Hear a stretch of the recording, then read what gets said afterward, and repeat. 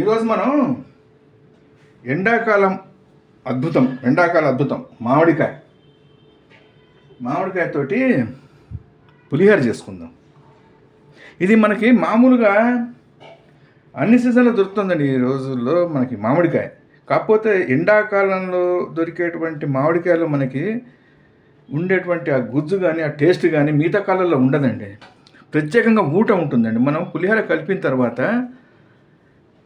బ్రహ్మాండమైన ఊట వస్తుందండి. అది రుచి మిగతా కాలంలో అది రాదు. కాబట్టి ఎండాకాలంలో మీరు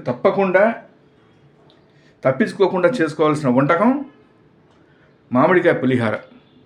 రండి దాన్ని మనం ఇప్పుడు చేసుకుందాము. ముందర ఏంటంటే ఒక పావుసేరు బియ్యాన్ని నేను తీసుకుని ఉడకబెట్టుకున్నాను. పొడిగా వచ్చేటట్టు ఉడకబెట్టి పక్కన పెట్టుకున్నాం. అది మిగతా పోపు ఆ కార్యక్రమాలు ఇప్పుడు చూద్దాం. దానికి కావాల్సిన పదార్థాలు ఏంటిదంటే నూనె అండి, ఒక 3 చెంచాల నూనె, శనగపప్పు, ఇంగువ దీనికి ప్రాణం అండి. పులిహోరకి ఇంగువ ఘాటు తగులుతుండాలి, ఇంగువ సువాసన వస్తుండాలి మనకి. ఇంగువ ఒక 1/2 టేబుల్ స్పూన్ పడుతుందండి. ఘాటు ఎక్కువ ఉంటే కనుక 1/2 టేబుల్ స్పూన్, లేకపోతే కనుక 1 టేబుల్ స్పూన్ వేసుకోండి. ఆవాలు ఒక టేబుల్ స్పూన్ అండి. కరివేపాకు ఒక 2 రెబ్బలు, పల్లీలు ఒక కప్పు అండి, చిన్న కప్పు, జీడిపప్పు ఒక చిన్న కప్పు అంతండి. ఇవి అదనపు ఆకర్షణ అండి. పల్లీలు జీడిపప్పు రుచిని ఇంకా పెంచుతాయి, ఇవి బాగుంటుంది. మనం వేయించుకుంటాం, చూపెడతాను. అది జీలకర్ర ఒక 1/2 టేబుల్ స్పూను, మినప్పప్పు ఒక టేబుల్ స్పూను, ఉప్పు మనకి పులుపు ఎక్కువ ఉంటుంది కాబట్టి ఉప్పు కూడా పడుతుందండి. 1.5 టేబుల్ స్పూన్ ఉప్పు పడుతుంది. పసుపు ఒక 1/2 టేబుల్ స్పూన్ అండి. ఎండుమిరపకాయలు ఒక 3, పచ్చిమిరపకాయలు ఒక 3. ఇవి కావాల్సిన పదార్థాలు. ముందర మనం మామిడికాయని కోరేసుకుందామండి. కోరి పక్కన పెట్టుకుందాం. అలాగే మిరపకాయలు కూడా కట్ చేసుకుందాం. పల్లీలు జీడిపప్పు 2 వేరుగా వేయించుకొని పక్కన పెట్టుకుందాం. మన మామిడికాయతోటి ఇదివరకు మురబ్బా ఒకటి చేసామండి. చాలా కాలమైన చేసి అది కూడా చూడండి. ఎండాకాలంలో తప్పకుండా చేసుకోవాల్సిన మామిడికాయ పదార్థం మామిడికాయ మురబ్బా.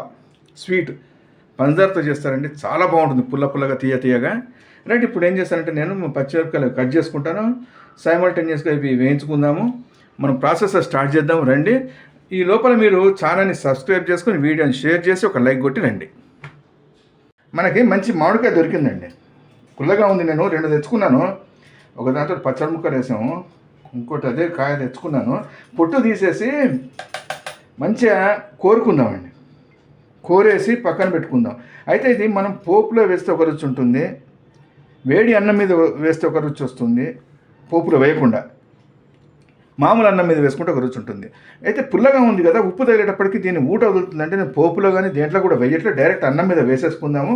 ఒక్క నిమిషం ఇది కోరేసుకుంటానండి. కోరేసుకొని నేను నీళ్ళు కూడా తీసి పెట్టుకున్నాను, చల్లని నీళ్లు. అన్నం వేడిగా ఉంటుంది కదా, పోపు అది వేసి కలిపేటప్పుడు చెయ్యి కాలుతుందని దీంట్లో ముంచుకోవచ్చండి. రైట్, మనం చేతితోటే కలుపుకుంటాము. నేను ఒక్క నిమిషం అండి నేను కోరేసి నెక్స్ట్ స్టెప్కి వెళ్ళిపోదాం. ఇప్పుడు ఏం చేద్దాము, మనం మామిడికాయనే బాగా పుల్లగా ఉందండి, సగం కాయ పట్టింది. ఇది విధంగా ఇంత పడుతుంది అని చెప్పలేమండి. కాయ పుల్లగా ఉంటే కనుక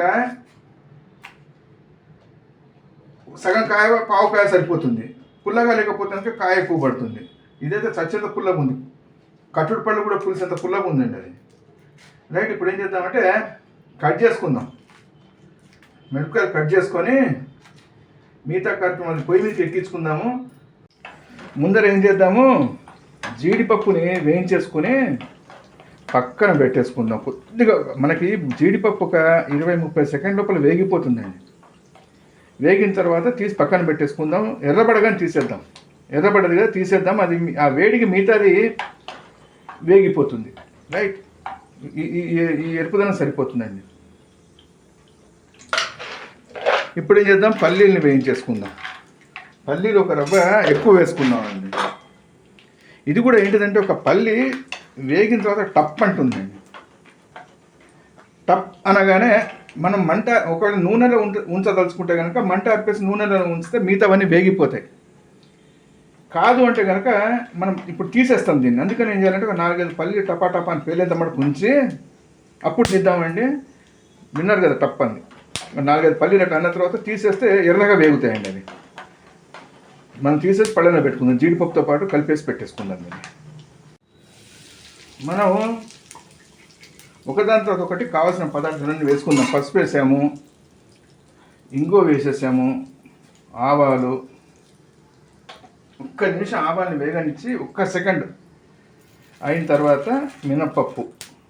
మనం గుండు మినపప్పు వేసుకున్నామండి. గుండు మినపప్పు కాకుండా బద్ద మినపప్పు ఉంటే కనుక ఫస్ట్ శనగపప్పు వేసిన తర్వాత బద్ద మినపప్పు వేయండి. బద్ద మినపప్పు తొందరగా వేగుతుంది, గుండు మినపప్పు కొద్దిగా టైం తీసుకుంటుంది. ఇప్పుడు ఏం చేద్దాము, శనగపప్పు వేసేసుకుందాం. వేగనియండి, ఒక నిమిషం పడుతుంది. నేను ఎండుమిరపకాయలు మిగతావన్నీ కూడా ఒకదాని తర్వాత ఒకటి వేసుకుంటా. ఏం చేసాము, ఎండుమిర్చి అవన్నీ వేసాం, పచ్చిమిరపకాయలు వేసాము, చక్కగా అన్నీ వేగిపోతున్నాయి టపటప. దీన్ని ఏం చేద్దాము, ఇప్పుడు మనం పొయ్యి ఆర్పేసుకుందాం. పొయ్యి ఆర్పేసి అన్నంలో కలిపేసుకుందాం. నెక్స్ట్ స్టెప్కి వెళ్ళిపోదాం. పులిహోర మన మామిడికాయ కూడా కూర రెడీగా ఉంది కదా, నెక్స్ట్ స్టెప్కి వెళ్ళిపోదాం. ఒక్కటే నిమిషం. ఏమైంది, అన్నం ఉడికింది కదా, ఒక్క రవ్వ పసుపు వేసుకుందాం. మనం పసుపు ఆల్రెడీ పోపులో వేసుకుందాం. పోపులో పసుపు ఉంది. ఇప్పుడు ఏం చేద్దాం,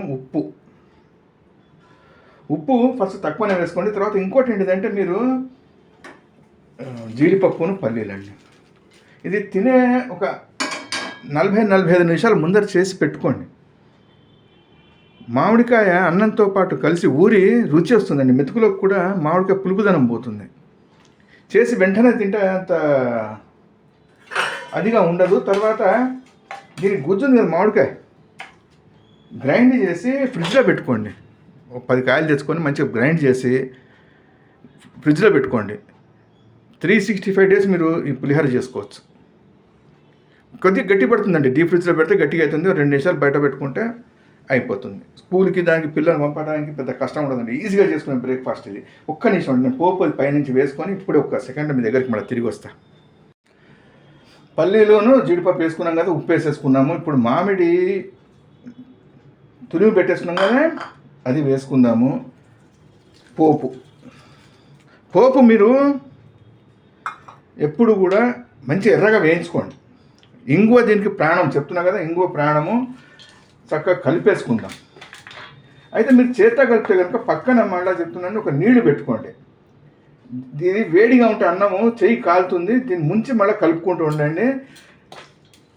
ఇది ఒక్క నిమిషం కలిపేసుకొని ఉప్పు సరి చూసుకొని ఒక్క నిమిషం ఇప్పుడే మళ్ళీ వస్తాను. ఇది మనం కలిపేసుకున్నాము. అన్నము ఉడికేటప్పుడు ఒక చెంచా నూనె అన్నం మీద వేయండి, పొడి పొడిలాడుతూ వస్తుందండి. తర్వాత మిరపకాయలు కదా, ఒక 2 ఎక్కువ వేసుకోండి. కొద్దిగా కారం ఉండాలండి, ఎందుకంటే పులుపు కారాన్ని గుంజేస్తుందండి. ఈ మామిడికాయ అయితే చాలా పుల్లగా ఉంది, కారాన్ని గుంజేస్తుంది. ఎండుమిరపకాయలు, పచ్చిమిరపకాయలు, జీడిపప్పు, పల్లీలు అదనపు ఆకర్షణ అండి దీనికి, చాలా బాగుంటుంది.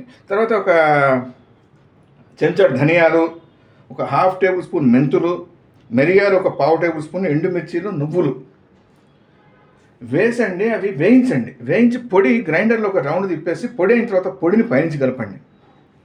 ఆ రుచి వేరేగా ఉంటుందండి. నేను కలపలేదు, ఆ రుచి బాగుంటుందండి. పులిహోరలో మన గుళ్ళలో పెట్టే ప్రసాదంలాగా ఉంటుంది, చాలా బాగుంటుందండి. రైట్, ఇది మనకు అయిపోయిందండి. మనం లాస్ట్ స్టెప్కి వెళ్ళిపోదాం. ఒక్క నిమిషం. ఇది మనకి పూర్తి అయినటువంటి మామిడికాయ పులిహోర. ఎండాకాలంలో మరీ చెప్తున్నానండి, తప్పకుండా చేసుకోండి. దీని గుజ్జుని అంటే గ్రైండ్ చేసి కట్ చేసి గ్రైండ్ చేసి ఆ పల్పుని డీప్ ఫ్రిడ్జ్లో దాచిపెట్టుకోండి.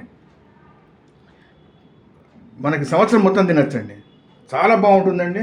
రుచి మటుకు అద్భుతంగా ఉంటుంది. జీడిపప్పు, పల్లీలు, ఇంగువ, ఘాటు, అది పిల్లలు చాలా ఇష్టంగా తింటారండి. రైట్, ట్రై చేయండి. ట్రై చేసి తిని చూసిన తర్వాత రుచి ఎలా వచ్చిందో కామెంట్ చేయండి. మరో మంచి వంటతో మళ్ళా కలుద్దాం. థ్యాంక్స్.